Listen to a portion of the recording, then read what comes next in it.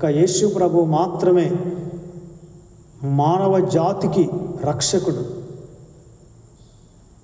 ఆయన నామములోనే పాప క్షమాపణ, సకల వ్యాధులకు స్వస్థత, విడుదల ఉంది అనేది ఎంతైనా వాస్తవం.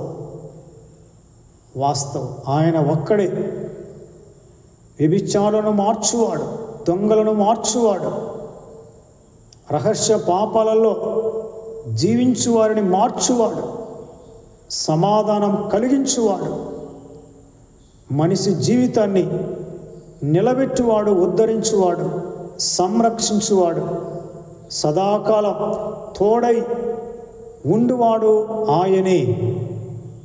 ఆయనకు మాత్రమే మనిషిని మార్చగలిగిన సామర్థ్యం ఉంది. ఆమేన్. ప్రభు ఈ మాటలు దీవించునుగాక. అందరికి వందనాలుమా, దేవుని స్తోత్రాలు.